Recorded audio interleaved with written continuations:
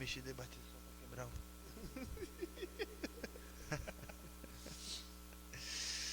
E aí, galera? Estamos começando mais um Vida Podcast. Estamos aqui, como vocês sabem, toda semana. E hoje temos alguém muito especial, não é não, Vinícius? É isso aí, Samuel. Hoje estamos com o nosso querido Pastor Batista. Vem trazendo algumas experiências aqui para nós. E vamos aprender, vamos ver o que ele tem para falar hoje com a gente.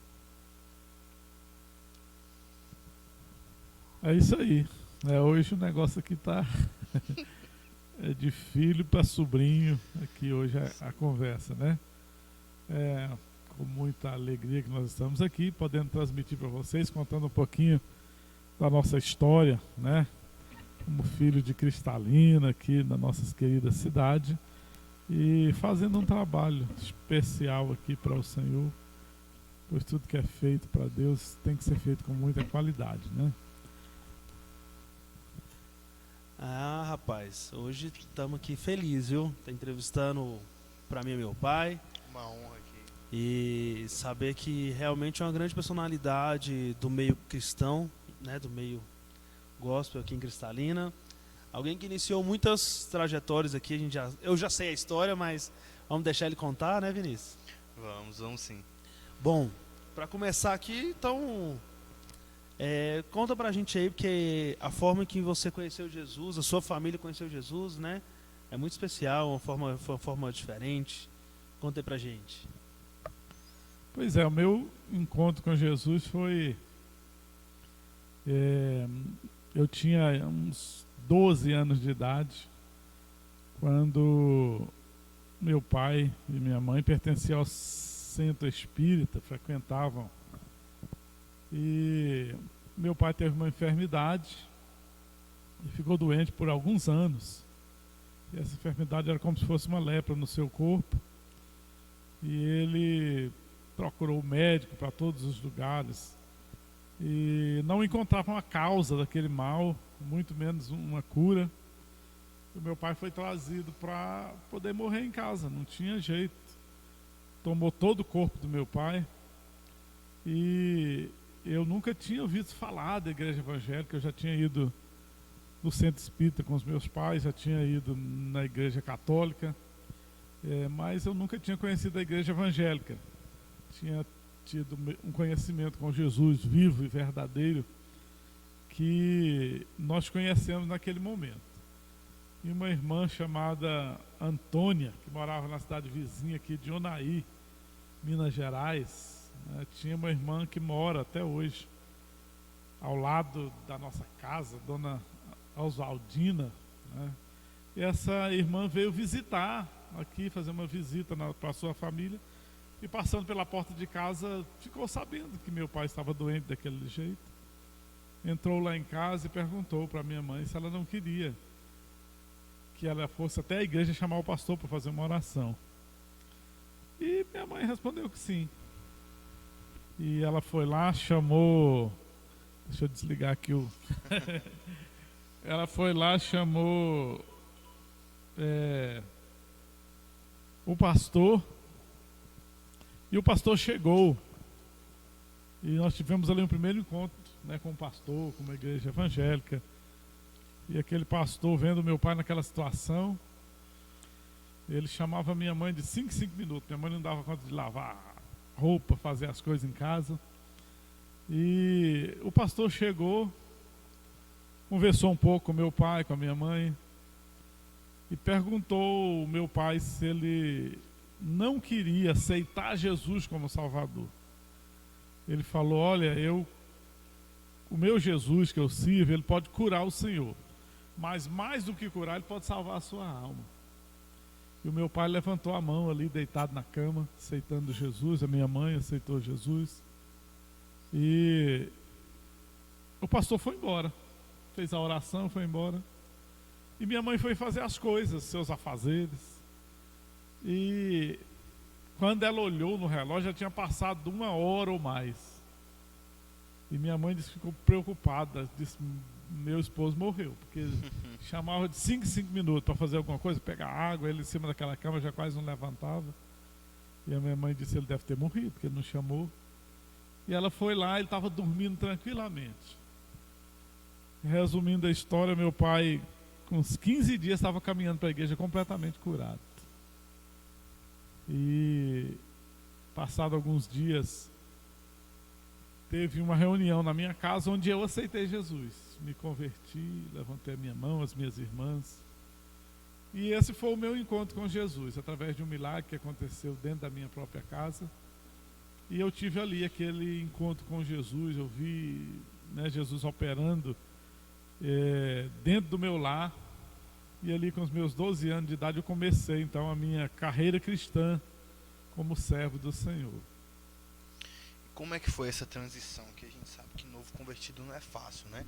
Como que foi você sair dessa área, né, dessa religião espírita para ser novo convertido? Como foi? Foi simplesmente tranquilo, fácil? Ou o inimigo se levantou, muitas vezes quis não deixar você seguir por esse caminho? Olha, Vinícius, é sempre uma decisão, né? Eu, na realidade, não frequentava mesmo, né, o espiritismo, porque com 12 anos eu já tinha sido levado algumas vezes em algumas reuniões, mas eu já tinha amigos que estavam começando a me levar, né, por caminhos não cristãos, para frequentar ambientes, né, que hoje a gente sabe que, né, que são ambientes que não fazem bem, que não é próprio a um cristão, conhecer coisas lá no mundo que eu estava começando a minha experiência com 12 anos, né? Sim. Mas aquilo tudo atrai, a gente sabe que o mundo tem sua atração. E eu tive que tomar uma decisão. Eu fui para a igreja e lá na igreja eu encontrei os filhos do pastor, né, que tocavam instrumento, Joel, Samuel, né, um amigo, Hermes, que eram da igreja, né, e eu tive que tomar essa decisão. Ou eu ia para a igreja ou eu ficava com os meus amigos, né, que não eram cristãos. E eu tomei a melhor decisão. Eu disse, não, eu vou para a igreja com os meus pais. E tomei aquela decisão, fui na igreja, eu comecei ali também a minha carreira cristã. E também como músico, né? Isso com quantos anos? Isso com 12, 13 anos de idade. Você já tinha decidido seguir Jesus? Já tinha decidido seguir Jesus. E hoje, esse amigo, né, que era um dos mais influentes na minha vida, ele envolveu com droga, né, ficou preso aí alguns anos, não me lembro os anos, mas ficou preso por causa de... E hoje tem uma vida, né, de envolvimento com droga. E eu fico olhando para a vida dele e dizendo, olha, se eu tivesse escolhido não servir Jesus, talvez o meu caminho seria... Né, que legal, então tipo, você tem um âmbito do que seria se você tivesse continuado naquela vida, né? Eu tenho um parâmetro, né, através desse amigo, que era meu melhor amigo, que é mais chegado, e de vez em quando eu olho para a vida dele e digo, ainda bem que eu não tomei esse caminho, né, porque ele tem a vida totalmente destruída, sabe? Sim. Tem marcas no seu próprio corpo de droga, de violência, né, teve... e eu olho para o outro lado, vejo meus amigos cristãos, né, e a minha vida, a minha própria vida. Então a nossa vida ela é espelhada muito, né, naquilo que a gente nota do ambiente onde nós vivemos e onde nós poderíamos estar. Né? Então você passou aí a sua, vamos falar, adolescência, juventude e vida adulta até hoje na igreja. E como é que foi essa adolescência na igreja? Saía muito, retiro, como é que era isso aí? Que mudou bastante, né? De antigamente para hoje em dia temos uma diferença gigantesca do que era e do que é a igreja, né? Olha, eu comecei na igreja e eu já comecei a trabalhar na igreja muito cedo, sabe? Quando nós nos convertemos, com aproximadamente 1 ano de conversão, esse pastor foi transferido daqui, o pastor Raimundo Lima, né, foi transferido de cidade. E os filhos dele, que eram os músicos da igreja, foram com eles. E a igreja estava iniciando ainda, né, a Assembleia de Deus Betel, que hoje, né, é pastoreada pelo nosso grande amigo pastor Gesiel Guzmão, Na época estava iniciando aqui, muito começando. Então eu já comecei a trabalhar na igreja, sabe? Eu eu me lembro de uma vez que estava tendo um culto em um lar e eu peguei e fui para aquele culto e me deram a primeira oportunidade, né, para falar alguma coisa. E eu sei que eu abri a Bíblia e falei algumas coisas ali. E quando eu terminei, quem estava dirigindo aquele culto olhou e disse: olha, irmão, está nascendo um novo pregador aí, né? Então ali começou, eu já comecei a trabalhar na igreja, comecei a tocar na igreja, procurar. Isso assim, né? de primeira já? Sim, de primeira, pela necessidade, né? Porque a igreja estava começando, não tinha pessoas. Então, e eu comecei a me apaixonar pela igreja, pela obra de Deus, já assim de cara, né? Mas assim, não é porque também está começando, mas quer dizer que tinha algo especial, né? A forma de falar, alguma coisa, tinha algo... Sim, já tinha uma chamada de Deus, né? Tinha um dom natural de me comunicar. Eu sempre digo que pregar e falar foi algo que, como se fosse um dom, né? O dom você já recebe pronto, né? Já vem assim, pronto na maneira de dizer, você já vem com aquela, né, facilidade que vem do alto, né? Que é um dom. E ser músico, não, eu já tive que granjear. Eu digo muito da história lá né, dos talentos, recebeu 5 e granjeou mais 5. Então, para mim tocar foi um granjeio mesmo. Eu não era tão bom, né, para aprender. Eu tive que ralar bastante, né, naquela época para poder adquirir mais, né, mais esse dom. E aí eu comecei na igreja. Eu não deixava a igreja, né, faltar músico, faltar, né, no trabalho de evangelismo. Eu com Mas 14 anos de Mas idade. essa questão de faltar é o que? Não tinha músicos assim realmente? Ou como é que foi essa história inicial aí? Você era tipo um faz tudo, chamou pra cá, tá precisando ali, eu vou pra onde precisar, como é que Exatamente. Era o músico da igreja, né? A gente tocava sem ter. Eu aprendi a tocar violão sem ter violão. Tomava um violão emprestado. O irmão Mundinho, né? Um abraço aí pro irmão Mundinho e toda a sua família. Aí ele veio pra cá e ele tinha uma barbearia. Ele tinha um violãozão daquele tonante do braço grosso, sabe? Bem empenado.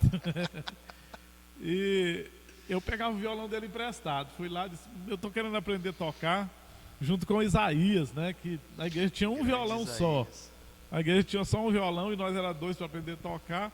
Então a gente ia lá, pegava o violão do Mundinho emprestado e íamos para aula os 2. O Isaías já tinha muita facilidade.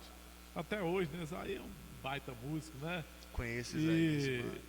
E eu ia atrás. Isaías pegava aula, saía melhor do que o professor quase. E eu não tinha aprendido nada ainda, ralando. Então por isso que eu digo que foi ralado, foi batalhado, né? Assim, para a gente poder alcançar. Então, eu já disse algumas vezes que eu tive, no começo não tinha um violão para poder aprender a tocar instrumento musical. E a palavra de Deus nos diz assim: ser fiel no pouco e no muito te colocarei, né? Eu tive a oportunidade de... Antes de você entrar nesse assunto aí, que eu acho até que você vai entrar, vamos deixar mais pra frente. Porque com certeza também vai ser um assunto que... É só para dar uma pincelada, né? Que vai Só pra abranger dar uma aqui, pincelada. que vai deixar a Quem galera curioso. Mas pode falar. Quem não tinha um violão para tocar, né? Instalou aqui em Cristalina a primeira loja de música, né? De poder oferecer violão para, né? Ali por muitos anos a gente teve essa missão, né? Eu chamo até como uma missão de servir aos músicos evangélicos de Cristalina, né? E as igrejas. E Deus disse: olha, ele não tinha um violão para começar, vou dar logo uma loja para ele, para, né? Mas esse período aí, esse período que você começou, era difícil. Quanto tempo mais ou menos durou assim, você falou assim: poxa, agora pelo menos eu sei tocar os hinos para tocar na igreja, agora pelo menos o negócio desenvolve um pouquinho. Isso aí durou quanto tempo aí mais ou menos aí? Olha, naquela época a coisa era bem mais complicada, porque hoje em dia a gente tem os computadores, né? Você quer pegar uma aula, você quer pegar uma cifra, né? Você vai lá, já sai cifrado. Na época que nós fomos aprender, não tinha nada disso, não tinha internet, não tinha, na realidade não tinha um professor aqui. O único que tocava na igreja se mudou e nós fomos atrás de pessoas, né, para nos ensinar a tocar. Foi uma batalha, né? A gente tinha vontade imensa de poder fazer, mas não tinha professor aqui na cidade, a gente não tinha instrumento. Então isso aí levou, eu creio que levou aí em torno de uns 2 anos para a gente poder ter uma base ali, né, para estar tocando. Mas a gente já começou a tocar, acho que dentro de uns 3, 4 meses a gente já começou a tocar os hinos da harpa cristã. Já fazia parte, né? E fomos ali buscando professores. Um dos primeiros professores que nós tivemos foi o pastor da igreja congregacional que veio para cá, um dos primeiros pastores. Tocava muito bem violão, nós fomos atrás deles. Nós estamos querendo tocar e não tem. E ele lá que olhou para nós e disse: vou ajudar eles. E aí começou a dar aula para a gente. Primeiro, eu não me lembro o nome dele agora. E aí depois veio outro pastor também da igreja congregacional, que a sua esposa tocava piano, né? E ele tocava violão, pegamos aula. E aí depois com o Marcos, da Assembleia de Deus, né, filho do pastor Miguel Bispo, que deu para nós ali um respaldo maior para a gente poder, né, ter noção de alguma coisa, de notas musicais, de escalas, para a gente poder começar a tocar na igreja. Então foi tudo com muita vontade, com muita raça. É tanto que a gente ia para os congressos no Gama, né, ali, e a gente via bateria, via contrabaixo. Pela primeira vez a gente viu contrabaixo, bateria.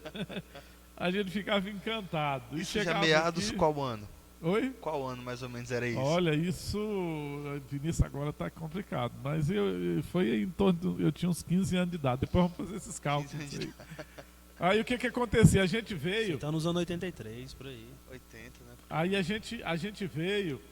E aí o que fizemos? Para fazer o contrabaixo, nós tiramos as cordas do violão, só deixou com 4.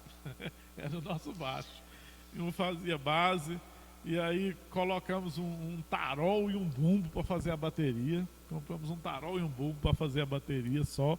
A gente não tinha condições.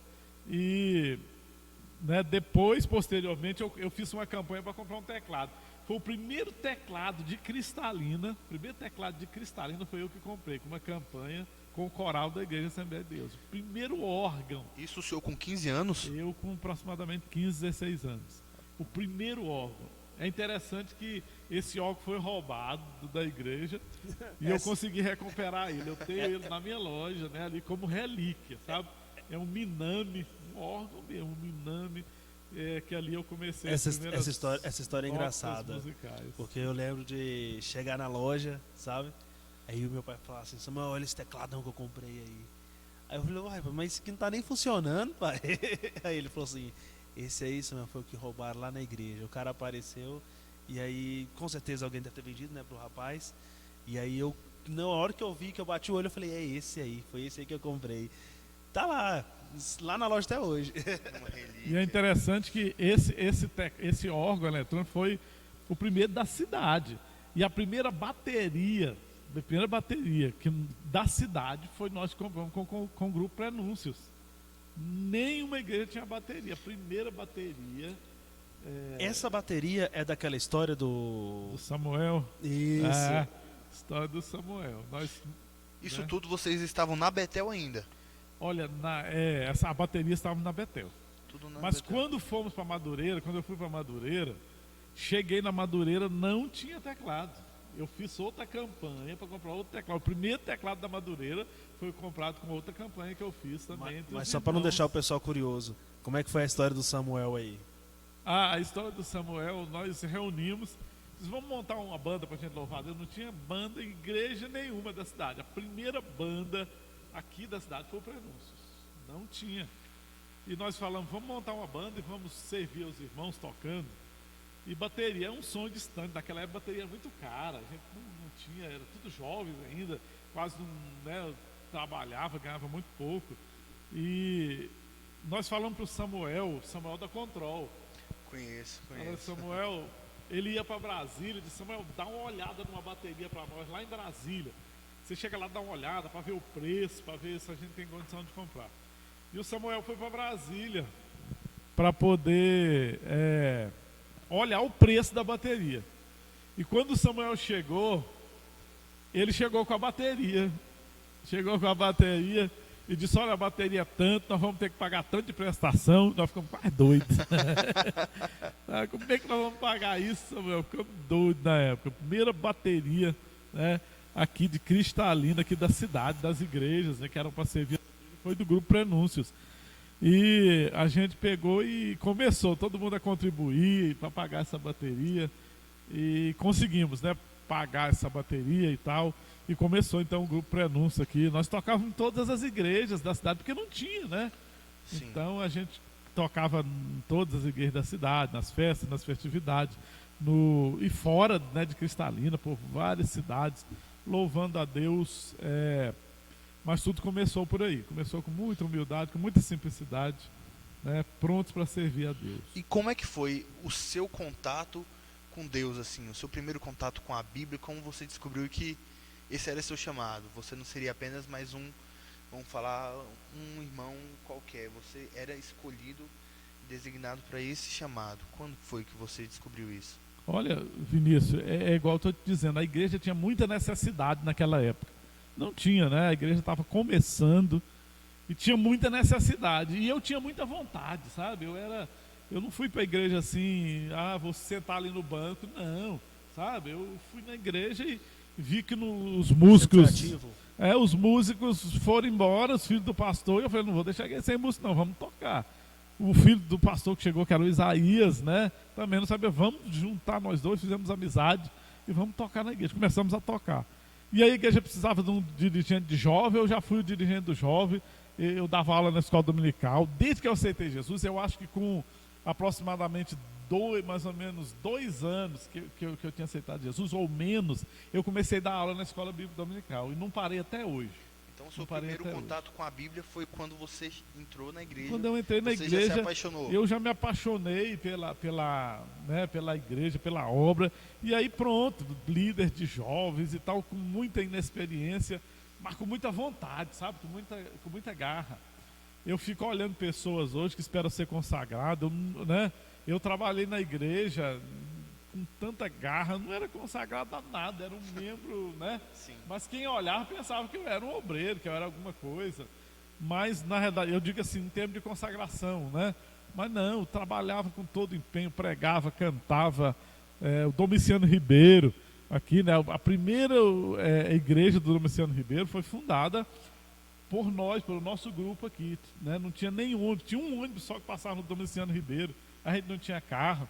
Tem uma história engraçada que nós fomos para um culto no Domiciano Ribeiro e o ônibus passava lá na parte da tarde. Então a gente ficava lá durante o dia, pregava e voltava nesse ônibus.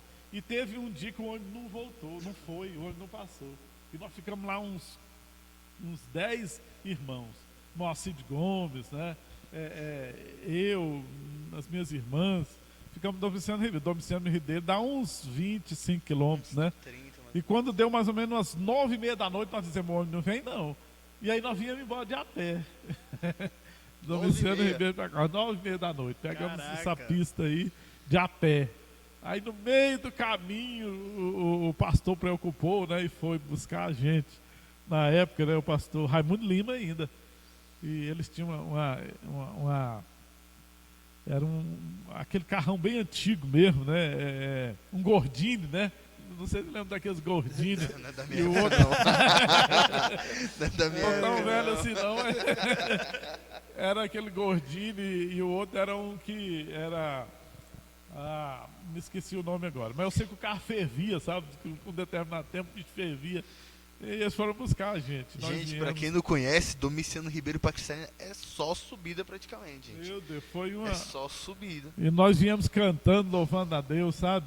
E depois disso, eu fui missionário ali com os meus 15 anos de idade. Eu saía daqui sozinho para pregar para os irmãos, para poder visitar os irmãos que já tinham aceitado Jesus e saía pregando o Evangelho. Me lembro de ter ganhado almas ali para Jesus, que vieram para se batizar aqui na igreja, eu com 15 anos de idade. A gente vê jovens hoje que não fazem esse trabalho, né?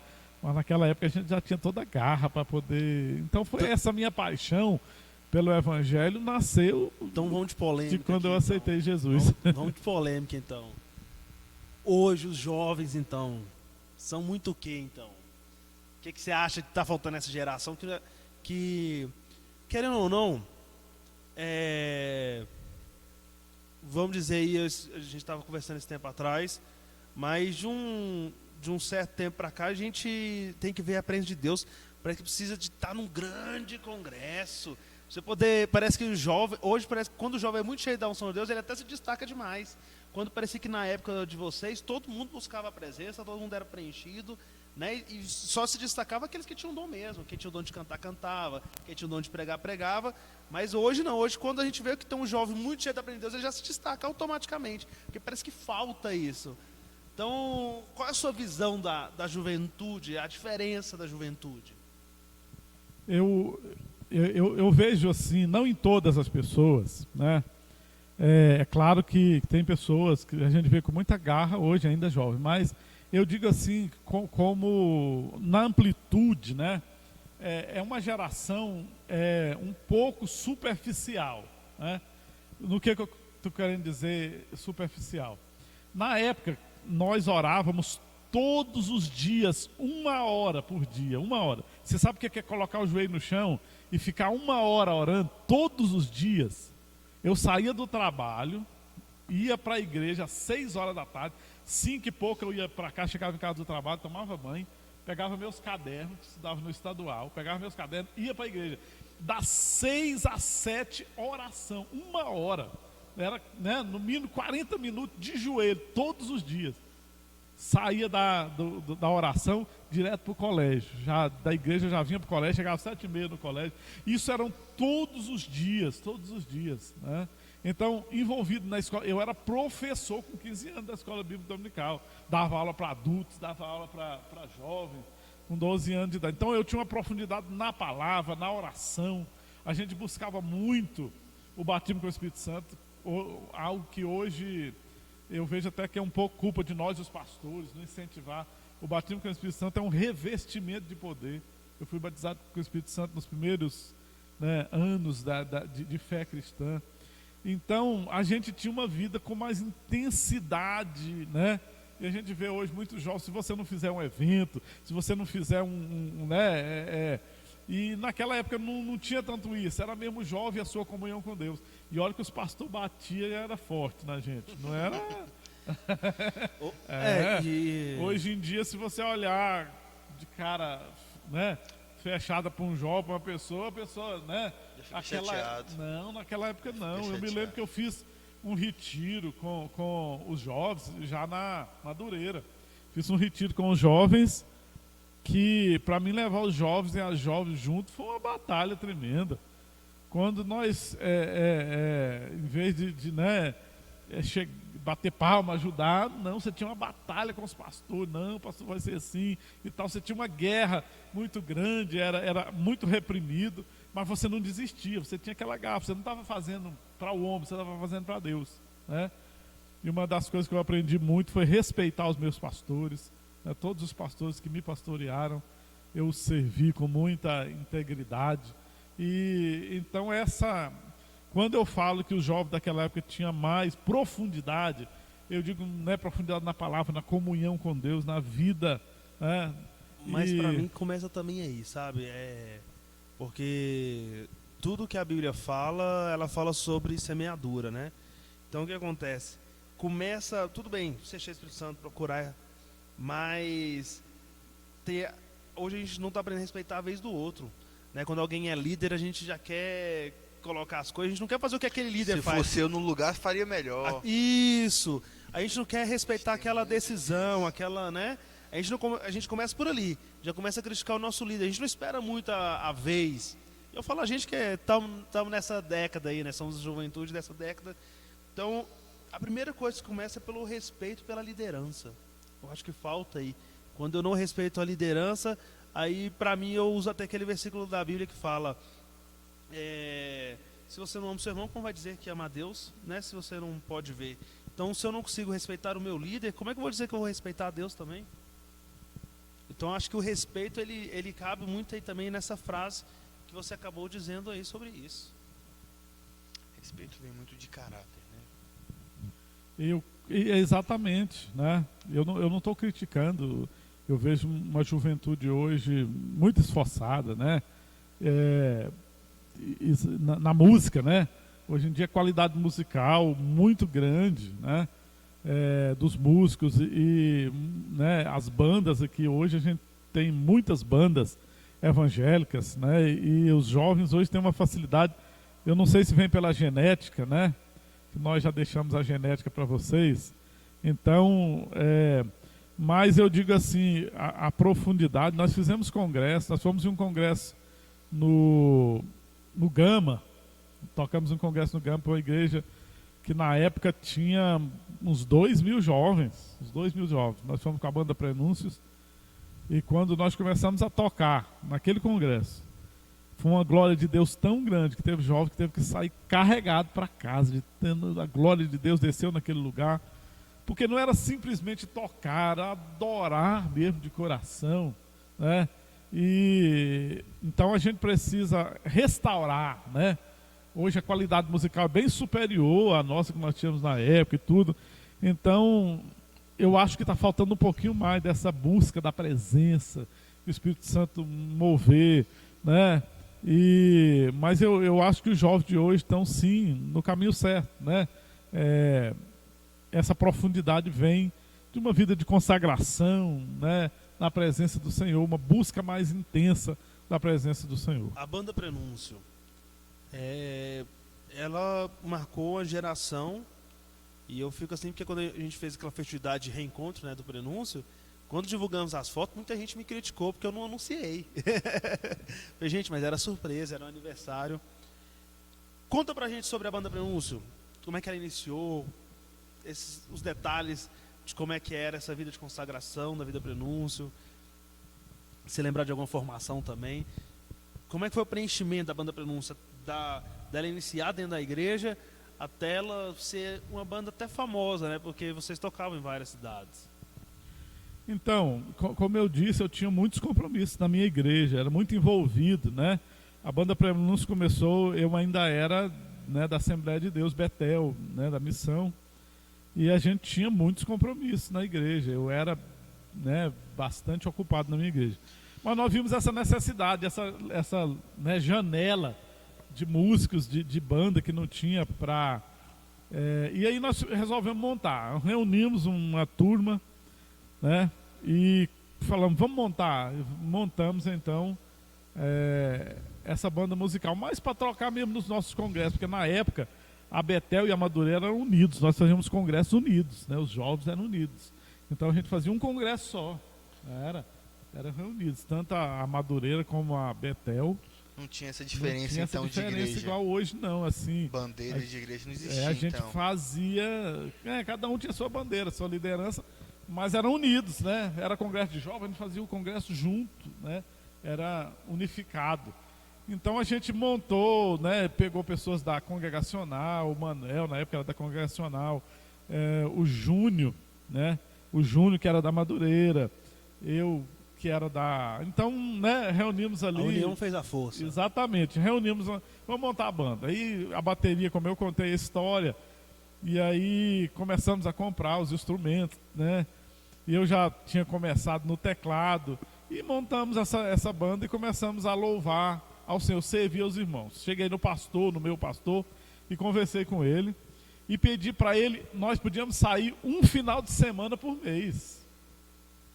Era um final de semana por mês que a gente podia sair, né? Quando eu disse que a gente tinha compromisso com o nosso pastor, exatamente isso, não era assim, né? Largado igual hoje em Não. dia, não. E eu dizia, pastor, quando a banda for sair, eu vou avisar o senhor com antecedência, e o senhor nos dá um domingo por mês, um final de semana por mês, né? Um final de semana. E aí a gente tinha esse final de semana combinado com o nosso pastor. Mas é justamente isso aí que eu falo sobre a questão de liderança. Porque até para o pastor a Bíblia fala que ele tem que cuidar primeiro da casa dele, né? Então, isso também dá para julgar nessa área. Pô, você tem que fazer o melhor louvor dentro da sua igreja. Depois é que você, né, vai levar, depois que você vai ser lançado às nações, depois que você conseguir fazer a coisa bem feita dentro da sua casa, dentro da sua igreja, né? Quando você estiver servindo a sua igreja, enquanto você estiver ali. Porque tem muito isso também. Às vezes a pessoa só quer montar, é bom músico, mas está numa igreja que é necessitada, e ele vem amplitude de tocar fora, às vezes ele abandona o culto de domingo, o de Santa Ceia, para ir tocar fora, né? Então, ou seja, ele já está passando da liderança dele ali Hoje também. mudou bastante, né? Essa visão, né? Essa visão mudou Exatamente. Então a gente saía um final de semana só. E eram muitos convites. A gente rejeitava muito, porque não tinha, né? Hoje em dia tem 3 bandas nas igrejas. E tem igreja que, né? Tem- Os músicos ficam na fila para muito. tocar. Tem banda que tem 10 Hoje em dia, naquela época não tinha. Então a gente era convidado para falar, e aí, olha, tal dia a gente não pode. E o dia que a gente podia ir, a gente combinava com o pastor e ia. E a banda, nós tínhamos um local de oração, não, né, orávamos bastante. Toda vez antes do ensaio, ensaiávamos, parece que todos os dias também, quase todos os dias depois da banda, mas tinha período de oração, período de consagração. A banda era instruída. A gente ia tocar num local, os músicos só podiam sair da igreja quando terminasse o culto. Não, ninguém saía, tocava e ia embora, não. Com prenúncio não tinha isso, não. Fomos elogiados muitas vezes. Eu até falei numa mensagem que eu dei, fazendo uma livezinha na internet, dizendo, né, dos músicos hoje que um toca, vai embora, nem prestigia seu companheiro que vai tocar depois, né? Ou chegar antes para prestigiar seu companheiro. Naquela época não, a gente ficava, fomos elogiados muitas vezes porque não saía, nós tínhamos esse compromisso, né? Ouvia a pregação, ouvia a mensagem.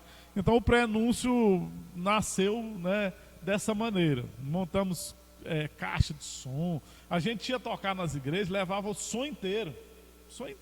A igreja não se preocupava com som nenhum. E às vezes a gente pagava para ir até, porque as igrejas não tinham condição, e a gente tinha que pagar combustível e tal. Então era uma obra mesmo evangelística, missionária, né? Vamos dizer assim. Então foi um trabalho que nós fizemos com muita abnegação, realmente. E a gente tem assim, uma alegria de poder ter inspirado, né, outras pessoas, inspirado muitas pessoas que a gente vê hoje, diz, olha, nós, né, nos inspiramos ali. E até hoje as pessoas ainda relembram, né, do Prenúncios, louvando a Deus, e que a gente tem essa alegria de ter sido os pioneiros aqui da cidade. E se converteu, né, fez o ministério de louvor, e pelo visto era muito badalado o Prenúncio, né? Então, assim, com certeza você pensava ficar no louvor. Como é que foi essa transição para mensagem. ir agora tomar conta de igreja, virar pastor? Como é que foi essa... Olha, a minha vida tem sido pautada com Deus falando comigo, sabe? Eu creio muito em Deus falando. E Deus já falou comigo através de muitas maneiras, né? Mas eu creio muito em profecia, sabe? E Deus sempre tem usado pessoas. Não que eu vá atrás lá do profeta, fala comigo, não. Tá? Mas Deus sempre tem falado comigo ao longo dos anos, me dando diretrizes, através de pessoas, falando comigo, né, através de profecias.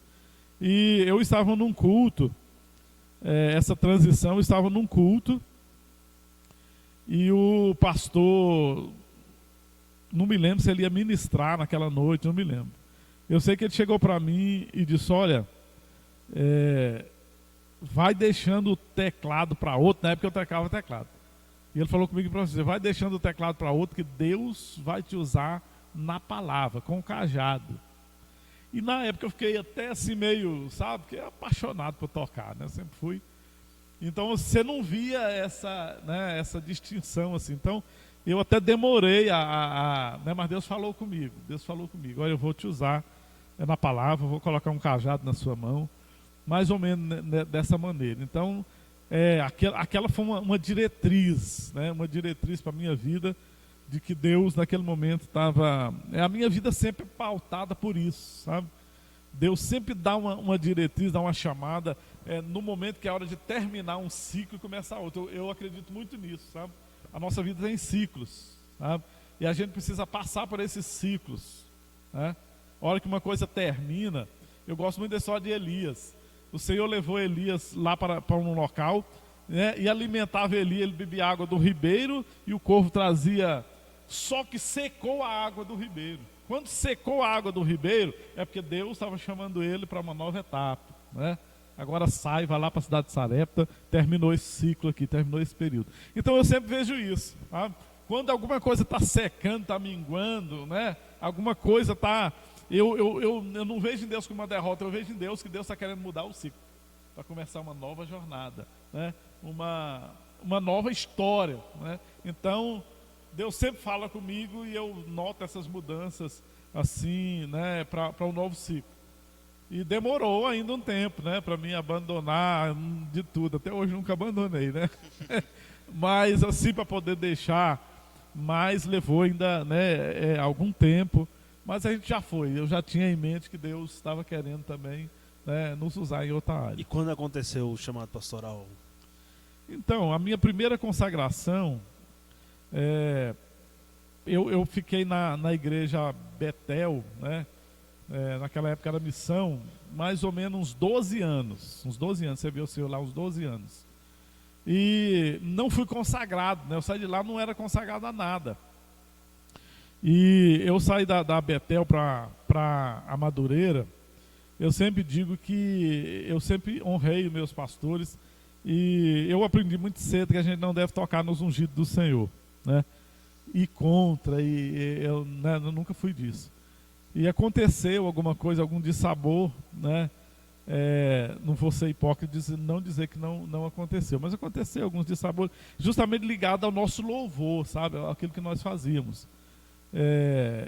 Eu só vou resumir aqui. A gente tinha um evento na nossa igreja, como eu falei para vocês, que a gente só saía um final de semana.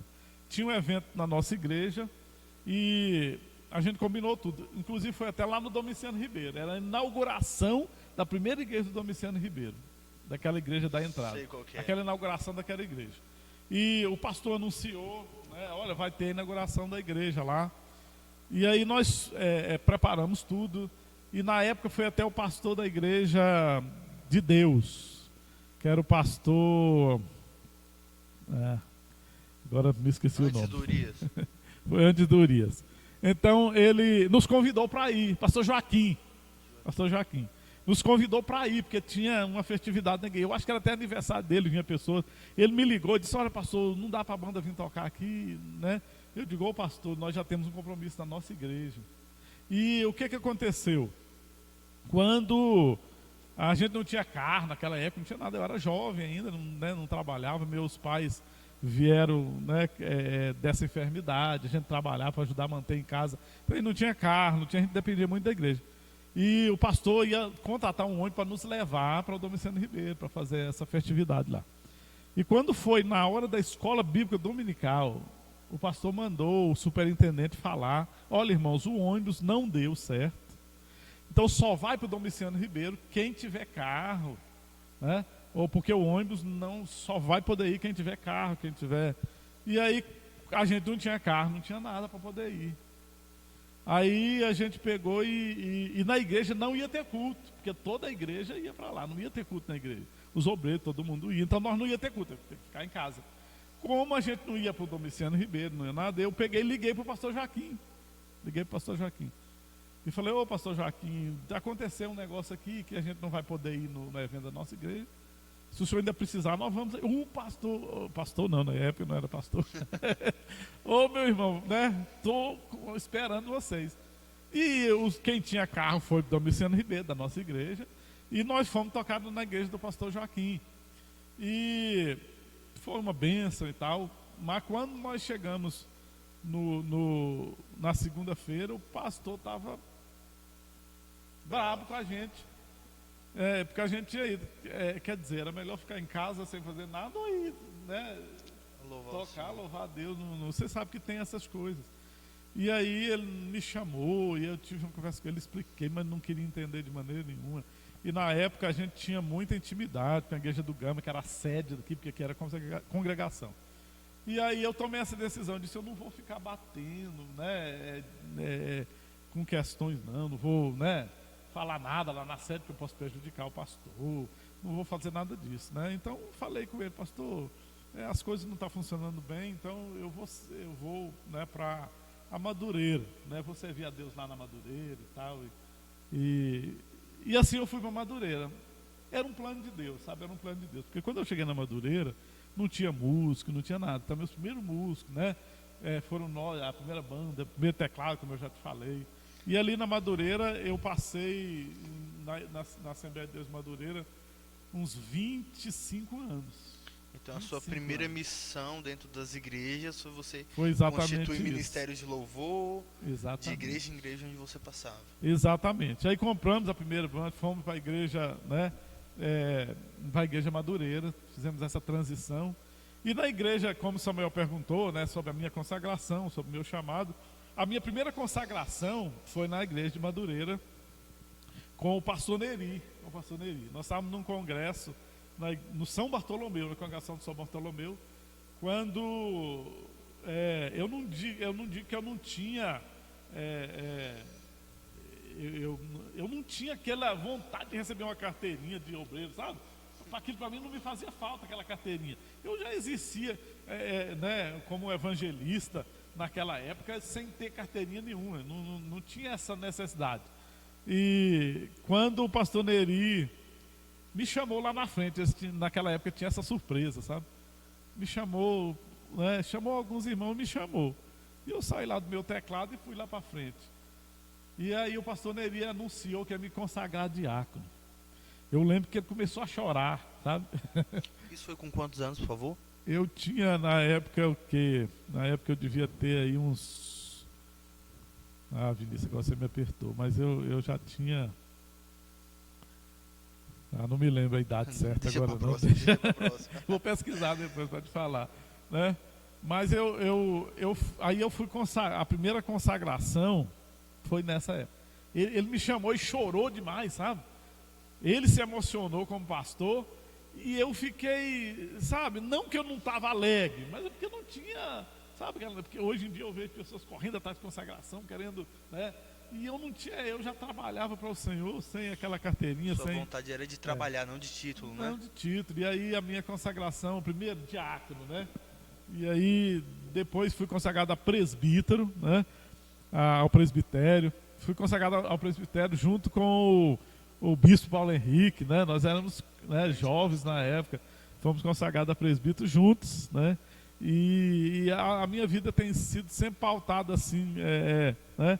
Depois fui consagrado a evangelista e a consagração a pastor veio quando eu já estava no setor oeste, né? Dirigindo a congregação do setor oeste, né? Que eu passei 12 anos na congregação do setor oeste ali, construí aquela igreja, né? A igreja era pequenininha, derrubamos a igreja, construímos outra igreja ali. Passei 12 anos no setor oeste. E quando eu tinha aproximadamente, acho que uns 2 anos no setor oeste, o pastor Heleno, né, me chamou para ser consagrado a pastor. E a consagração a pastor da Madureira é só na convenção nacional, né? É só na convenção nacional que consagra pastor. Evangelista se é consagrado nas regionais, mas a pastor é só na nacional. E essa nossa regional era no Rio de Janeiro. E como é que é a consagração pastor? Como é que era naquela época? Você era apresentado na convenção num ano e ficava em prova 1 ano para ser consagrado. Então eu tinha que ir numa convenção no Rio de Janeiro para ser apresentado e passava 1 ano de prova, né, de observação, para poder ser consagrado na próxima convenção, daí 1 ano, né, se não tivesse nenhuma Então não era na hora não, igual hoje em dia é. Não era não. E aí, essa outra ia ser em São Paulo. E eu já fui nessa primeira com muita dificuldade, sabe? Porque não é fácil, né? A gente não tinha tantos recursos assim. Fomos nessa do Rio de Janeiro já, né? Mas eu tive uma surpresa nesta... Porque quando nós estávamos ali no Rio de Janeiro, na igreja sede ali em Madureira, né? E eu estava esperando para ser chamado, para ser apresentado. E aí o pastor... né, o secretário começou a ler os nomes. Começou a ler os nomes das pessoas que iam ser consagradas. E eu falei, ainda não vai ser eu, né? Que eu vou ser só apresentado. E quando ele falou meu nome, ele leu meu nome para ser consagrado. Aí eu estava do lado do pastor Heleno, né? A gente estava junto lá no Rio de Janeiro. E aí eu falei, pastor, eles erraram lá, ó. Erraram lá, colocou meu nome na lista errada. Mas acontece que o pastor Heleno, como ele já me conhecia, como sabia do meu trabalho há muitos anos, ele tinha pulado aquela etapa, ele já mandou para mim ser consagrado, né? Fez uma surpresa. E falou para o pastor, fez uma surpresa. E ele disse, rapaz, vai, recebe a benção. Sem te contar. Sem me contar. E eu levantei e eu mesmo, e fomos ali, recebemos, né, a benção do Senhor, ali a consagração pastoral. Mas tudo foi assim, sabe? Eu nunca pedi nada, nunca fiquei atrás para ser consagrado naquilo. Foi sempre assim uma direção de Deus, né, através daquilo que sempre Deus tinha falado, né, ao longo do tempo. Uau, né? Muita informação, é muita informação. Nossa, agora fica até... Que bom, que bom. Mas esse já estava pastoreando uma congregação. E, pelo visto, pelos comentários, a congregação era boa, né? Como que foi? Foi a primeira congregação que você participou de Setor Oeste? Foi a primeira, né? Eu tô evitando falar para mim não influenciar muito, né? Porque eu vivi, né? Muita coisa. Como foi esse primeiro desafio? Vamos supor assim, você chegou e já estava tudo pronto? Como é que foi isso? Explica pra gente um Então, pouco. o que aconteceu? Eu fiquei na sede, né? Fui para a sede, igual eu falei com vocês, na época do pastor Fiuza, né? Na época do pastor Fiuza, ali na Madureira. Fomos ali, e ali eu comecei a trabalhar, né? E ali conheci a minha esposa, que é a Josane, né? Foi lá que eu conheci a Josane, a gente começou a namorar, e ali me casei, né? O pastor Neri, né? Foi o pastor que fez o meu casamento. E aí veio o primeiro filho, né, que foi o Simon, aí o segundo, que é o Samuel, e tudo ali na sede, dirigindo, e ali fui presidente de jovens, ali eu fui várias, né, superintendente de escola bíblica dominical, professor de escola dominical, e trabalhei de várias, né, fui consagrado até a evangelista ali. Então pregava, fazia trabalho, era 1001 utilidades, né? Ali na igreja. O que precisasse a gente estava pronto para. Se precisasse limpar a igreja, a gente limpava, se precisasse de coisar. Na área do som, né? Foi a nossa área, todas as vezes que tinha eventos, né? A gente estava no som ali. Então servindo a Deus ali com muita alegria, né? E teve um determinado momento que eu me lembro que eu estava passando na porta da igreja. E o pastor Heleno me chamou. Servindo a Deus ali e tal, o pastor Heleno me chamou. E eu, né, fui para ver o que ele estava querendo. E ele foi fazer a proposta para mim para dirigir a congregação do Setor Oeste, né? Na época quem estava dirigindo era o irmão João Isaías, né? Nosso grande amigo irmão João Isaías, né? Que estava dirigindo ali juntamente com a Luzanira, né, sua esposa. E ele estava saindo e o pastor Heleno, e eu lembro que quando ele me falou, eu fiquei assim meio, né, dirigir igreja, né, ainda não tinha tido essa experiência, foi a primeira experiência realmente. E aí nós aceitamos, né, eu falei, pastor, eu aceito. E o pastor olhou para mim e disse, olha pastor, o senhor vai fazer muita falta aqui para nós. Que eu tocava, fazia tudo na igreja. Você vai fazer muita falta aqui, mas está chegando a hora de você começar o seu ministério, né? Isso com quantos anos? Pois é. Tá próximo, deixa eu Vamos pular a idade. Eu sou ruim com esse negócio de data, eu vou começar a marcar essas. Vamos pular a idade aí. Mas eu Isso passei. é muito importante pra gente saber como o senhor foi crescendo, entendeu? Exatamente. Porque é bom, dado a história, né, dá pra se ver que com 12 anos, com 15 já foi professor, então foi uma experiência incrível que Deus teve na sua vida. Então, eu me casei, né, o Samuel na época tinha 1 ano de idade, né, quando eu fui para 1 ano e pouquinho, quando eu fui para o Setor Oeste. Então, isso foi mais ou menos, você nasceu em 98. Então, em 99, né? Em 99 eu assumi, né, ali no Setor Oeste.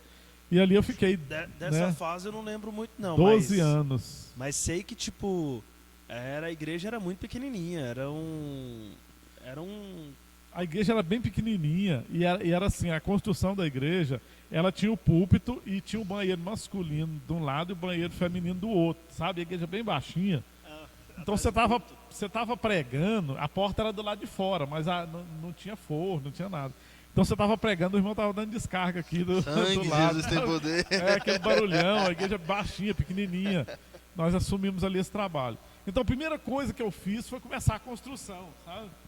Tirei aqueles banheiros de trás da igreja, fiz lá no fundo, fiz a cantina lá que tem até hoje, né? Os banheiros, as cantinas, foi a primeira tarefa que nós fizemos ali. Depois, pela fé, eu falei, vamos fazer uma nova igreja. Começamos a marcar os alicerces da nova igreja. Pela fé, não tinha dinheiro, não tinha nada. Tinha um irmão lá que era pedreiro, nós começamos a marcar, fazer, né? E foi um marco. Depois que nós construímos a igreja de Setor Oeste, todas as outras igrejas mudaram o padrão de construção, né? Porque todas eram conselho pequenininha. Depois do Setor Oeste, uma igreja alta, uma igreja, né, vistosa. Mudou o padrão das outras igrejas. Eu construí aquela igreja, sabe, com oferta dos irmãos, com muito trabalho. Eu trabalhava ali direto, quebrando parede, fazendo... E não foi fácil, não. Foi trabalhoso. Lembro que a igreja demorou, depois surgiu, né? Eu lembro que também a gente fazia aquele piso lá de fora, né? Foi quase a gente saindo já da igreja, o último piso, que antigamente era cascalho. Lembro que quando a gente foi pra lá, era terra ainda, né? Estrada de chão, e não tinha mais nada pra ali pra baixo, não. Tinha não, ali era bem desertão ali... mesmo, uma poeira tremenda, e a gente pela fé, sabe? Sempre Deus me deu essa visão. E era só mato. Desbravar, sabe? E eu lembro que aí fizemos a construção, com muita dificuldade, mas terminamos a construção. Eu me lembro que o pastor Heleno, na época, eu estava fechando o telhado, faltou algumas telhas. Foi a oferta que a sede nos deu ali, foi algumas telhas, já estão terminando já, né, a construção. O pastor Heleno, não, vou dar essas telhas. Mas o resto tudo foi nosso, com ofertas. Foi nessa que você caiu? Foi lá que eu caí, né? Quase 6 metros de altura. Eita! Perdi a fala. Estava escurecendo, nós querendo cobrir a igreja. E a escada, né, escapou, né? Porque eu estava por dentro, né? Então a gente colocava só na tesoura ali. E como estava escuro, eu coloquei ela mal colocada. E quando eu estava segurando para o irmão apertar, né, o parafuso, a escada soltou. E eu desci. E tinha um monturo foi um milagre, de terra. Porque né? Não era só de terra, não. Tinha coisa de construção também. Pedaço de tijolo, eu caí em cima. Caiu em cima, eu lembro que tava saindo sangue pelas unhas dele assim, eu tava meio... E eu me lembro que eu querendo, e eu perdi a fala, e eu querendo falar para os irmãos que estava tudo bem, sem fala. É muito engraçada a história. Mas foi Deus que colocou a mão, sabe? Era muito alto. E eu sei que quando a fala voltou, não, irmão, tá tudo bem. Aí voltamos né? Mas estamos falando mas ali teve muitas conversões, sabe? O que Deus marcou ali foi com conversão de vidas. Vamos virar esse microfone que você está desligando, né? Ixi, é mesmo. Deixa eu parar de mexer aqui. Então, conversão, Vinícius, né? Nós ganhamos ali para Jesus muitas pessoas que ganham para Jesus. Inclusive a irmã Sueli, né? Irmã do irmão Jurandir, que foi esposa do pastor Heleno, né? A sua irmã, a Fátima, né? A mãe deles, aceitaram Jesus. O irmão Pacheco, né, que hoje está lá no Nordeste, né? Tantas pessoas que reconciliaram, o irmão Paulo, não vamos falar o nome de todo mundo, casado com a irmã, que é casado com a irmã Nelma, o irmão, até o irmão Osmar, né? Eu não me lembro se ele aceitou, se ele reconciliou com Jesus, né? Então nós batizamos, então foi muitas pessoas. Eu me lembro de um dia que um primo meu, o Jair, né, que hoje canta, louva ao Senhor, entrou na igreja para aceitar Jesus naquele dia. E eu olhei e disse, mas rapaz, irmão Jair por aqui, ele mexia com banda mundana, fazia um bocado de coisa. E o irmão Jair chegou lá e naquele dia, a hora que eu fiz sua apelo, ele já levantou as duas mãos aceitando Jesus. E aí veio toda a família, né, a irmã Mara e as demais pessoas. Aí mora um negócio interessante. Então muitas almas Jesus salvou. Ele conta, não vou saber se vou contar certinho não, mas depois a gente conversa com ele. Mas ele conta que ele estava em casa triste, né? Falou com a esposa. Disse, rapaz, a única família nossa que dá certo mesmo é a família do pastor Batista. Vamos ser igual eles. Então eles já foram para a igreja decididos pelo testemunho de vida. Já foi decidido, né? Então foram muitas almas ganhas ali no setor oeste. E quando eu te digo que Deus fala comigo, né? Sempre fala comigo. Quando Deus falou comigo na transição de músico para a palavra, Deus também falou comigo, sabe? Tinha uns missionários que vieram para uma festividade nossa, eles eram argentinos, nunca tinham me visto. E aí eles me falaram também da minha transição, né? Ali no púlpito da igreja, né? Um dos missionários foi usado por Deus, me disse, olha, seu tempo aqui está terminando. E ele disse, olha, você não vai sair mais para uma igreja, para uma congregação, você vai sair para uma igreja sede, né? Então foi outra palavra que Deus nos deu que se cumpriu, né? Então Mas aí, sempre eu digo das diretrizes de Deus para mas aí a nossa mora, vida. aí começa o grande dilema. Porque o setor oeste só ainda estava novo, com garra, e ainda não conta muito aqui, mas tipo, o setor oeste foi a primeira igreja a ter som bom de verdade. Foi a primeira igreja a ter data show. Não tinha Eu Cristalina, lembro não. do Data Se Show. uma O igreja, Data Show foi... se uma igreja em Cristalina tivesse junto com a gente, era demais. Mas aquele projetor era o último, era o lançamento da Sony. Era caríssimo. Eu lembro que na época, né, tinha festa lá na sede, a gente emprestava coisa para a sede. Emprestava data show, emprestava som, a gente ia tocar, todos os corinhos, Então, né? sim, a Fiz igreja era top. vários corinhos, né, para os congressos de jovens, né, para os congressos de... a gente fazia os corinhos mesmo. Eu tenho corinho que foi gravado por cantores, né, que pediam depois da festa, né? Inclusive a Nifa e Cálita gravou um dos corinhos, Foi a Casa do Oleiro, né, que eram uns cantores famosos naquela Foi a Casa do época. Oleiro? Né? O Oleiro está aqui. Exatamente, né? Isso mesmo. Vaz, Teve um outro também, um dos primeiros, né, que o pessoal da igreja de Lusiane, que tinha banda de música, nos pediram também para gravar. Não sei se gravaram.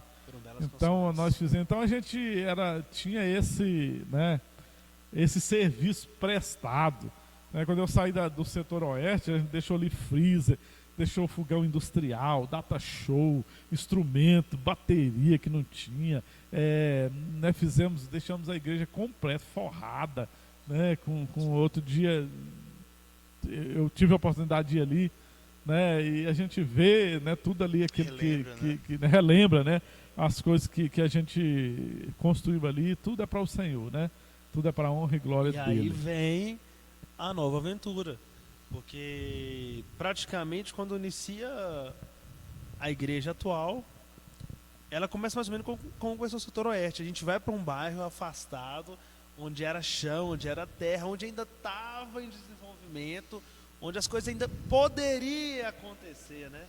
Então a gente, de novo, sai da igreja estruturada e se brincar, acho que o lugar que a gente começou era menor que o setor oeste? Aquela primeira? Ah, bem menor, né? Bem menor, com E certeza. vocês estão falando lá no bairro Santa Clara. Isso, hoje é conhecida a Devida, né? Assembleia de Deus Vida. Sim, a Devida, né, começou com essa profecia que eu estou te falando. Quando eu estava Os missionários. dos missionários, me falaram, olha, você vai sair daqui para uma igreja sede. E é interessante contar nessa história que na época eu fiquei pensando, né? Mas meu Deus, eu não posso sair da cidade não, como é que eu vou para outra cidade? Né? Minha esposa trabalha aqui, é funcionária pública, então você fica pensando como é que vai se cumprir isso, né? Mas quando é de Deus as coisas se cumprem. E interessante que aconteceu que foram passando-se os tempos, né? E o pastor Walter, né? Quando eu sempre digo que eu sempre honrei meus pastores, eu sempre tentei tratá-los com muito carinho, com muita... E em um determinado momento o pastor Walter me chamou e disse, olha, pastor Batista, eu estou precisando do senhor lá no setor Rio de Janeiro. Está acontecendo, né? Vai acontecer uma transição e você é a pessoa certa para estar lá no Rio de Janeiro. E eu, sabe como é que é? Nem me lembrava da profecia, nem nada. Diz, não, pastor, se o senhor está falando, né, estou pronto. Estou para servir. Estou aqui para servir. E o que acontece? Marcaram a minha posse no setor Rio de Janeiro. Eu fui para o Rio de Janeiro, toda a igreja e tal, mas não tinha saído do setor oeste não, porque não tinha um ainda para ficar. Eu fui receber a congregação do Rio de Janeiro e cheguei lá, teve a minha posse lá e tal, né? E eu recebi a chave da igreja. Terminou o culto, eu passei para o meu vice, que era o irmão Genivaldo, na época, né, que era o vice de lá. Entreguei a chave na mão dele e disse, olha, o irmão é o pastor aqui da igreja, até eu vim, porque eu ainda não saí da igreja lá não, porque não, né, eu recebi aqui, mas ainda não saí da outra. E aí, isso foi numa quarta-feira. Aí quando foi no sábado, eu fui para o culto de Santa Ceia. Quando cheguei e sentei no púlpito, mandaram me chamar para uma reunião. Eu fui para uma reunião, numa salinha, estava lá o pastor na época, o pastor Walter, que era o pastor presidente, com o pastor né, que era o dirigente lá do Rio de Janeiro, que eu estava assumindo o lugar dele, que é até o irmão que hoje é lá o irmão Lorival, né, que está hoje do Domiciano Ribeiro. Então, e aí tinha uma questão ali e tal, para ele sair, porque ele tinha construído, né, uma casa nos fundos e não tinha para onde ir. E aí eu disse, pastor, vamos fazer um negócio, por que você não deixa essa mudança para o fim do ano, né? Porque está tendo esse problema, vamos deixar. Não, irmão, então tá certo. Aí anulou a posse, anulou tudo. E aí, Vinícius, aconteceu tudo isso, deu vim para cá, pro Santa Clara. Na época, Deus me deu chamado e falou comigo várias vezes depois disso, né? E eu confirmei muito com Deus essa minha vinda para cá, né? Entregamos o setor oeste, né? Passamos o setor oeste ali para o pastor. E é interessante que esta igreja aqui, nós começamos ela como subcongregação, né? Lá do setor oeste. Né? Começamos uns trabalhos aqui em casa, os irmãos moravam aqui, como era longe, né, para ir, na época que era tudo mato, né? Não tinha estrada direito, então para os irmãos ir para lá, e nós começamos a dirigir o culto na casa dos irmãos e eu comprei, né, uns terrenos lá no Santa Clara, oeste novo. Também é uma história de Deus, a compra daqueles terrenos, que não dá para a gente contar aqui, senão nós vamos ficar aqui a noite toda. Mas foi um milagre de Deus a compra dos terrenos. E aí, né, eu tinha construído ali um cômodozinho para mim guardar as ferramentas, negócio ali, que eu trabalhava ali. E como a gente começou a dirigir o culto na casa dos irmãos, estava vendo muita gente, falei, vamos dirigir lá. E aí o negócio foi crescendo, as pessoas foram vindo como subcongregação do setor oeste. E aí eu me lembro que, né, o meu sogro, irmão José Gomes, chegou a dirigir o trabalho aqui. Saudoso José Gomes, ganhador de almas, né? Um homem que me inspirou muito, né? E que, né, sempre foi uma mão amiga, né, dirigiu o trabalho aqui. Eu me lembro de eu ter, quando eu vi que o trabalho aqui precisava, que ia prosperar, eu, né, chamei o pastor Walter, né, trouxe ele aqui 2 ou 3 vezes. Chamei o pastor Walter, mostrei o setor, falei, pastor, aqui vai precisar de uma igreja, né? E olha, 2 vezes eu tenho certeza que eu peguei o meu carro, trouxe o pastor, né, aqui para olhar. E na hora ele dizia assim, não, é bom demais, mas depois não reagia, não. E depois eu entendi que a visão não era para ele, a visão era para mim. Sabe como é que é? Era a visão, porque às vezes você recebe uma visão e o outro não recebeu, né? Parece que a visão não era dele, hoje eu entendo, né? Não era má vontade, é porque a visão, ele não tinha tido aquela visão desse trabalho aqui, e Deus tinha dado a visão para mim. E aí, quando chegou no tempo, né? E eu digo, olha pastor, se o senhor quiser comprar um terreno aqui, eu tenho alguns terrenos aqui, se o senhor quiser comprar um, o senhor compra, eu vou fazer uma campanha para construir a igreja. Sabe? Eu propus isso para ele 2 ou 3 vezes. E ele não, na hora ele achava bom, mas depois não falava mais nada. E aí, né? É isso que eu estou dizendo. Hoje eu entendo que a visão era minha. O propósito era o propósito. E aí o que acontece? Quando aconteceu de eu entregar, né, o setor oeste, que foi uma transição, sabe, dolorosa para mim, sabe? Porque você sai de uma igreja estruturada, né? E eu olhava para os meus filhos e dizia assim, eu cresci numa igreja maior, que tinha jovens. Como é que eu vou trazer meus filhos aqui para uma igreja que não tem jovem, tem no meio do mato quase, né? Foi uma transição, sabe? Tinha que ser algo de Deus, Vinícius, para funcionar, né? Eu sempre digo isso para os meus filhos, foi algo de Deus, porque... E eu pensava assim, sabe, como é que eu vou sair de uma igreja agora, levar meus filhos? Então, mas sabe, era uma chamada de Deus. Deus estava me impulsionando para isso. E na época que eu fui, né, pedir a minha carta, né, de uma nova transição, eu sempre digo para os irmãos que, né, quando eu falei de transição é isso, sabe? Né, às vezes terminou aquilo ali, né, tem uma nova jornada para a gente fazer. E eu falei com o pastor Walter, sentei com o pastor Walter, falei, pastor Walter, o senhor é um pai para mim, aprendi demais com o senhor, mas até o filho sai da casa do pai para, né, encontrar o seu próprio caminho. Foi essa conversa que eu tive com o pastor Walter. E eu disse para ele naquela época, olha pastor, eu fico muito triste de pessoas trabalhar 30 anos na igreja igual eu trabalhei, né? e outras pessoas que eu vejo que trabalham, e quando sai da igreja, né, parece que as pessoas, né, aquela pessoa não tem mais valor. E eu fiz tudo que eu sei fazer da melhor maneira, para que a gente fique amigo, para que a gente não tenha nenhuma, né? E o pastor Walter olhou para mim e disse: olha, pastor Batista, eu vou te dar essa carta, porque você sempre foi leal comigo, né, e você nunca vai ver eu falando mal de você em lugar nenhum, porque você foi uma pessoa que foi leal comigo. E, então foram essas palavras, sabe? A conversa que nós tivemos. Eu não quis ir no ministério, porque, você sabe, vai gerar conversa, a gente era muito querido ali. Alguns atritos que não precisavam. Né? E eles não iam querer deixar eu sair, aquilo não era humano, era de Deus, sabe? Então, quando eu peguei a minha carta, os irmãos ficaram até assustados. O Sábio disse que quando chegou lá, eu não fui na igreja nem para pegar a carta. O Sábio disse que quando chegou lá para falar com o irmão até assustou, né? E tal, mas aí pegamos a nossa carta e fomos orar a Deus, né, para poder. Eu tive uma batalha com Deus quando foi para tomar a decisão realmente de vir para cá.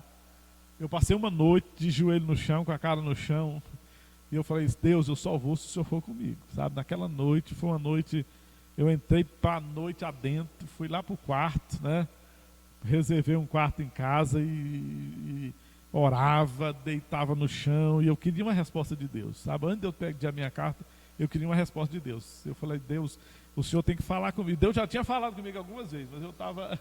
Tem aquele receio, né? Eu estava igual o Gideão, molho no velo aqui, Senhor, agora molha só a terra. Eu queria mesmo, porque olha, a pior coisa é você sair sem a direção de Deus, é você sair, né, você tomar uma decisão sua. Eu lembro que naquela oração eu falei: Deus, eu não quero ser nada de presidente, nem nada não. Se isso for coisa da minha cabeça... Hoje existe muito sentimentalismo dentro das igrejas, exatamente, né? Eu senti, Deus falou comigo, mas grande, não foi, né? Ou se sentir grande. Eu não tinha isso, sabe? E eu orei a Deus aquela noite, diga: Deus, tira isso do meu coração, se isso for coisa humana, se isso for coisa... E Deus já tinha falado muitas vezes comigo.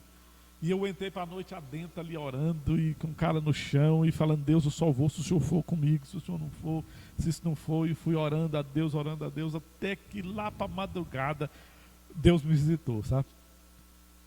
A gente até emociona, né?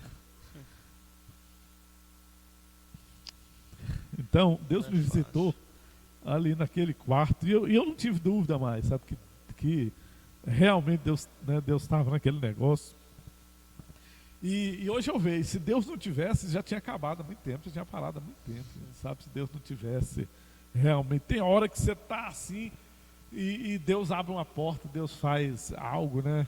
Então foi quando eu tomei a minha decisão, né, da gente vir para cá, peguei, né, e nós viemos para cá, né, na primeiro cômodozinho lá do fundo, né, peguei a minha carta, estava com a minha carta, né, de mudança na mão e tal, eu e minha família. Né? E nesse trabalho aqui que estava parado, né? Como eu falei que aqui começou como subcongregação, só que como era um trabalho, era um terreno meu, era tudo meu, você não podia investir nada da igreja. Ele já estava parado nesse trabalho. E aí o irmão Zé Gomes dirigiu esse trabalho um tempo, como o irmão José Gomes adoeceu, né? Teve aquele período, esse trabalho ficou fechado 2 anos.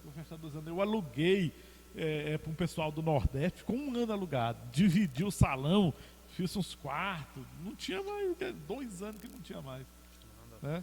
E aí, quando eu peguei a minha carta, fomos lá, derrubamos as paredes do meio e começamos né, aí nos filiamos à missão, né, Assembleia de Deus Missão, né, do pastor José Wellington, né, através do pastor Gesiel Guzmão, que foi outra coisa que Deus usou para nos inserir, né, na convenção. Que foram caminhos, né? Deus foram colocando, porque também não era o desejo nosso ter uma igreja sem raiz, né? Porque geralmente as pessoas hoje elas ficam com medo de estão abrindo igreja para ganhar dinheiro, estão abrindo igreja para isso, estão abrindo igreja para aquilo, status, não sei o quê.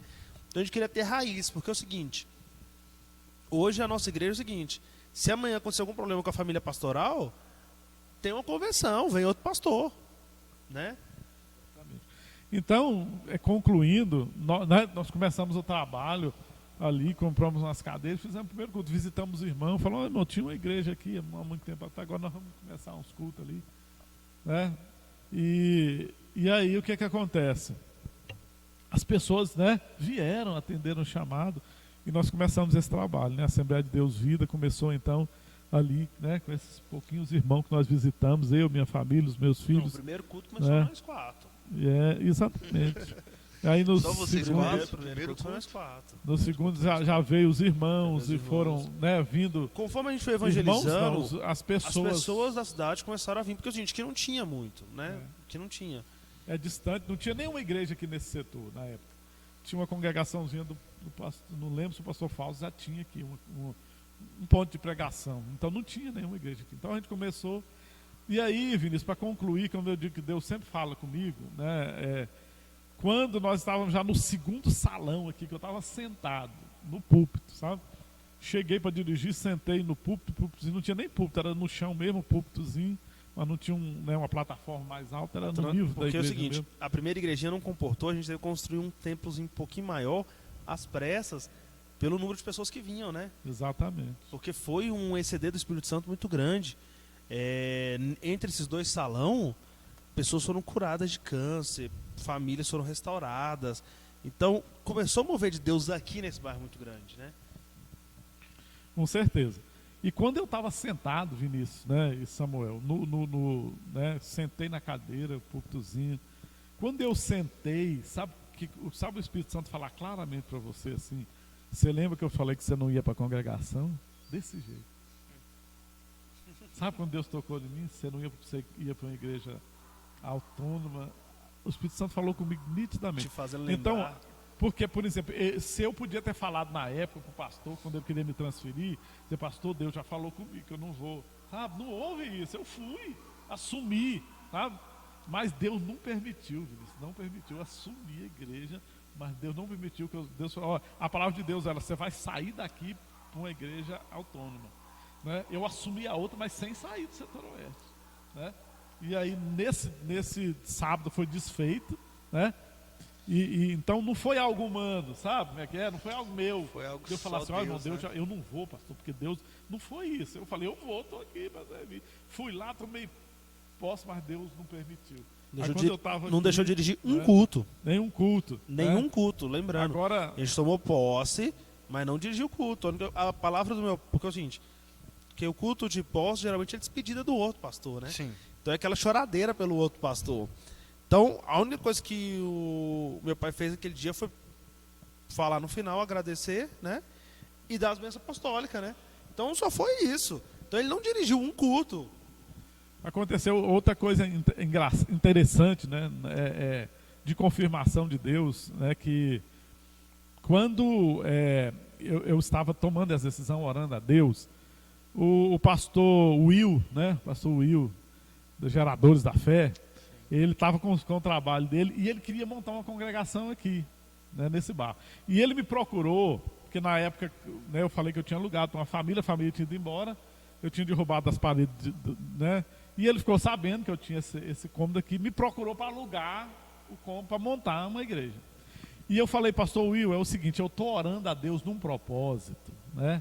E eu preciso de uma resposta. Você me dá um tempo, né? Você me dá um tempo que eu vou orar a Deus. Se Deus confirmar, né, comigo que eu estou orando, eu não vou alugar. Agora, se não confirmar, eu alugo, né? Mas eu preciso de um tempo para decidir isso.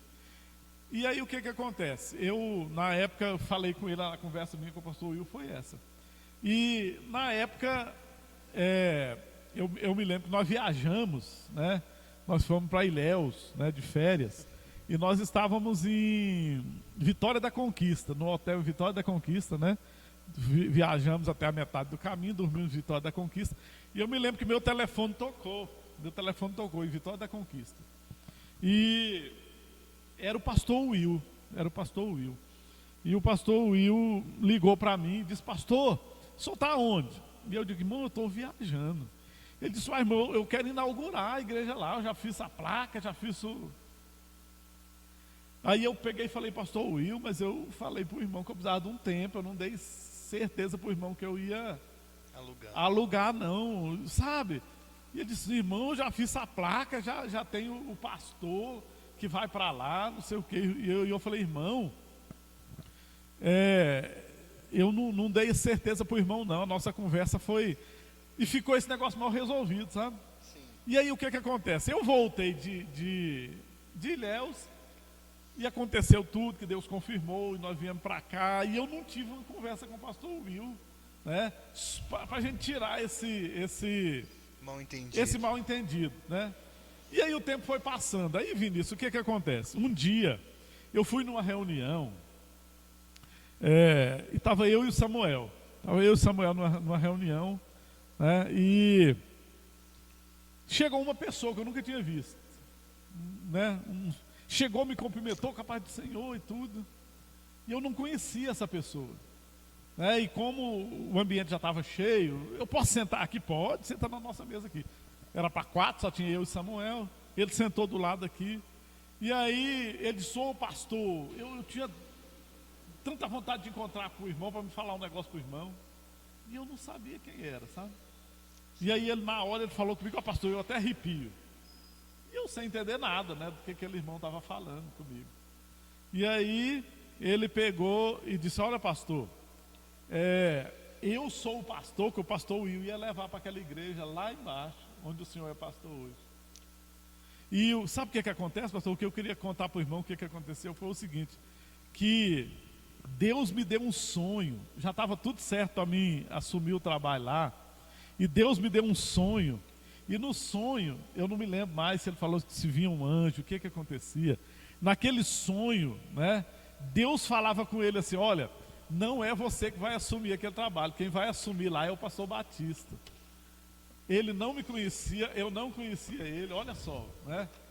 Como é que Deus cuida de cada detalhe.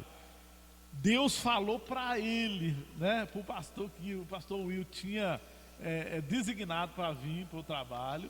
Deus deu um sonho para ele, e naquele sonho Deus falava para ele: olha, quem vai assumir aquele trabalho não é você, é o pastor Batista. Então, quando eu digo que Deus sempre fala, que Deus sempre confirma, e que eu não tenho dúvidas, né, é por causa dessas coisas, sabe? Cada passo do caminho Deus vai confirmando, Deus vai, né, levantando pessoas, para a gente entender que está no caminho correto.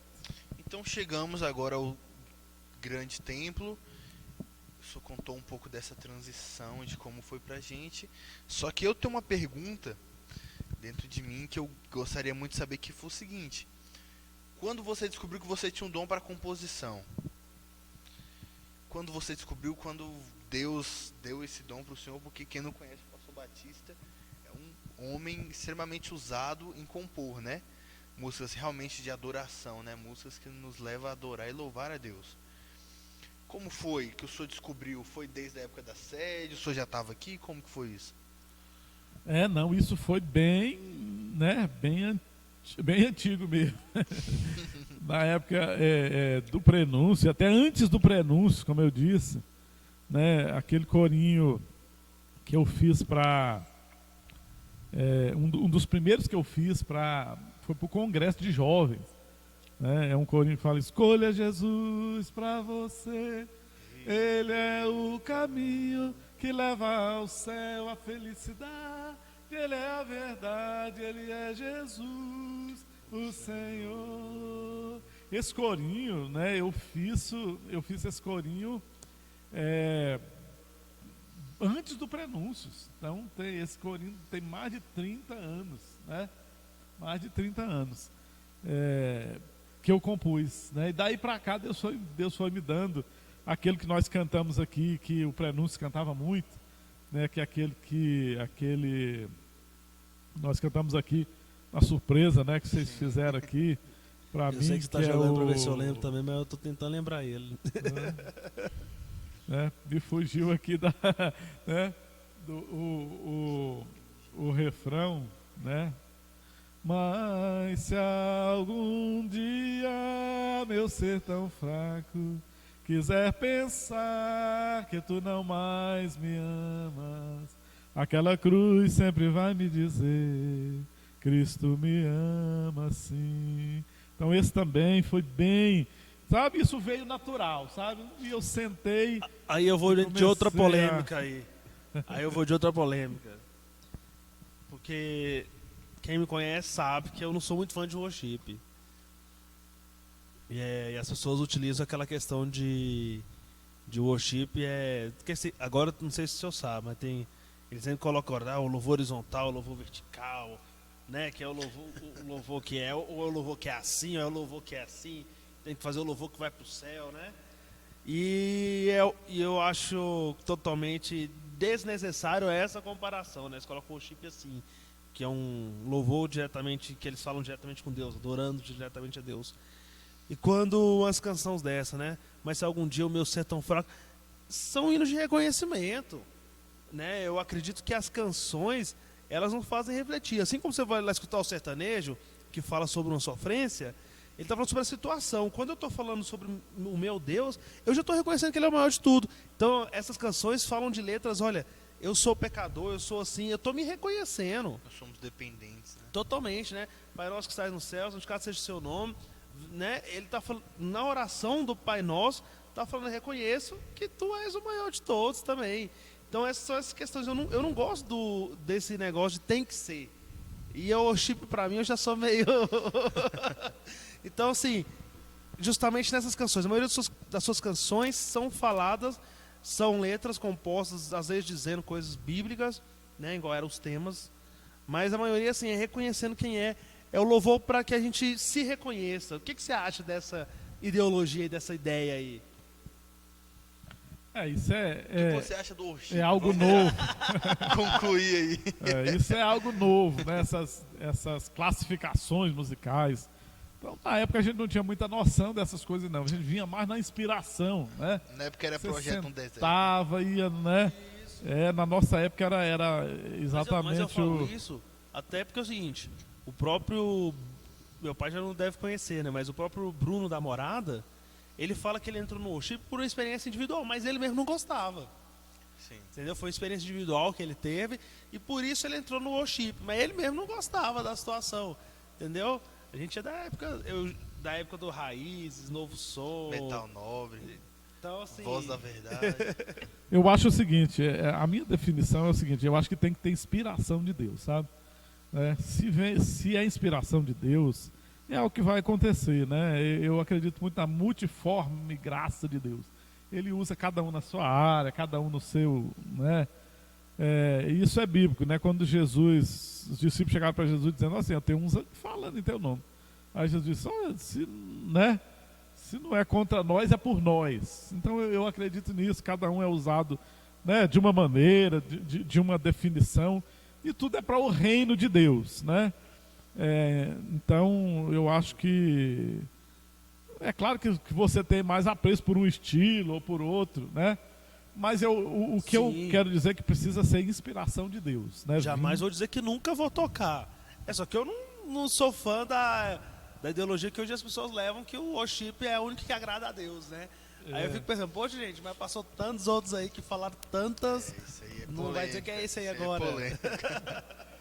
Deixa essa polêmica aí, né? Mas Como diz, né? É pro vídeo bombar. se é inspiração de Deus, né? Se é inspirado por Deus, e aí Deus tem me dado novas composições, né? Que a gente tem louvado a Deus, mas são coisas que saem do coração, né? Que vem mesmo inspiração de Deus. Teve uma história engraçada com composição. Eu fiz um corinho para a igreja, né? Para um culto de jovens, né? Para um congresso de jovens ali do Lago Azul, em Brasília. E eu fiz o compromisso de fazer o corinho. E eu fui fazendo um bocado de coisa. E o irmão combinou de vir buscar a letra, né? E eu me esqueci. E ele chegou para buscar a letra do corinho, eu não tinha feito nada. Não tinha feito nada. E eu falei com ele, né, para vir buscar. E ele chegou para buscar o negócio. E sabe o que eu fiz? Eu nunca tinha feito. Essa foi uma experiência totalmente nova. Eu sentei, escrevi, né? Escrevi 2 frases, um refrão, mas sem música, sem nada. Se escrevendo ali, sabe? Escrevi e entreguei para ele. Eles colocaram no panfleto naquela época, né? Tinha os panfletos do congresso, não tinha projetor, o negócio, né? tudo. E não tinha nada. Você sabe que você não poder mudar uma vírgula. E aí eu fui fazer a música para poder ensaiar, que nós aqui ia tocar, o prenúncio aqui ia tocar para eles. E aí chegamos lá para tocar no dia, mas foi algo de Deus, sabe? Por isso que é inspiração. Quando nós cantamos, mas toda hora o pessoal pedia para cantar, ficou algo maravilhoso. Canta uma palhinha aí da música. Aí essa eu não me lembro. Essa agora eu não me lembro. Foi feito para eles lá.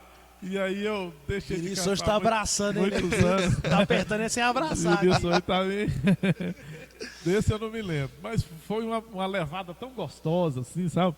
Que toda hora o pessoal pedia para cantar, e isso deve ter sido muito bem elaborado. Eu nem te conto como é que aconteceu, né? Então, por isso que eu falo, inspiração de Deus, graça de Deus, né? Deus trabalha na sinceridade. Então, quando é feito de coração, né? Tá valendo, né? Isso aí, pessoal, isso aí. Estamos chegando a mais um final. E eu quero, Batista, que você olhe naquela câmera ali e deixe um recado de esperança pro pessoal.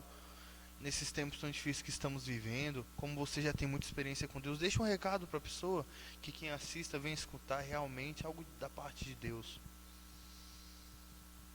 Então, Vinícius, né, Samuel, estão se propondo aí a fazer, né, eu acho que nós precisamos, acima de tudo, entender, né, a nossa chamada, né, e procurar viver uma vida na direção de Deus. Na direção de Deus. Você que quer fazer algo para Deus, você que comece primeiro na oração. Eu escrevi uma frase saindo de uma oração semana passada que tem marcado a minha vida, que tudo que começa com oração termina em vitória. Então nunca esqueça, né, a oração, a vida consagrada. Nós somos cheios de falhas, nós temos tantos erros, né, e a gente precisa entender que tudo que nós fazemos não porque somos bons, não porque somos capazes, mas porque Deus nos chamou, né? Encarar com muita seriedade, né, aquilo que nós fazemos, e tudo é feito com muita dificuldade. Eu sempre vejo alguém dizendo assim, pensando, né, Vinícius, olha, quando começa uma coisa e as coisas estão difícil, a pessoa tende a dizer, não é de Deus não, que está difícil, né? Eu quero dizer um negócio para você, as coisas de Deus são difíceis. Se a gente for olhar na Bíblia, se a gente for olhar, né? Hoje nós estamos congregando, né, num templo grande, já aqui na nossa Assembleia de Deus Vida, mas foi muito trabalhoso, foi muita dificuldade, foram muitas lágrimas, né? Foram muitas barreiras que nós enfrentamos, mas a gente tende a pensar isso, né? Então eu queria dizer para você, se você tem um projeto e um sonho, a coisa está difícil, prossiga, não desanime não, né? Não desanime não, vá em frente, porque as coisas que Deus faz é sempre milagre, é sempre algo de fé, Eu tenho um testemunho que, quando nós estávamos construindo o setor oeste, a gente estava para terminar os banheiros, né, que eu falei a história dos banheiros, a gente estava passando os banheiros para trás, né, e o dinheiro acabou tudo, não tinha mais dinheiro, não tinha mais nada. E aí um dia eu sei que eu consegui um saco de cimento e eu anunciei na igreja. Cheguei na igreja e disse, irmão, nós vamos começar o trabalho. Não tinha nada, não tinha recursos, estava tudo zerado. E eu anunciei na igreja, falei, irmãos, tal dia nós vamos recomeçar o trabalho, marquei um mutirão com os irmãos. Acho que tinha 1 ou 2 sacos de cimento e um pouquinho de areia. Aí, quando terminou o culto, um irmão veio para mim e disse, olha, pastor, eu estou com dinheiro lá, pastor, para dar oferta aqui na igreja, mas o senhor tinha parado a obra e eu estava esperando o senhor começar. Eu estava esperando o senhor começar. Então, já que o senhor vai começar, eu vou trazer a oferta. Ele trouxe a oferta que deu quase para terminar os 2 banheiros. E eu peguei aquilo como experiência. Eu estava esperando, né? E Deus já tinha preparado tudo, né? E Deus está dizendo, eu vou ver até onde vai a fé dele. No momento que eu usei a fé, né? Deus mandou a provisão.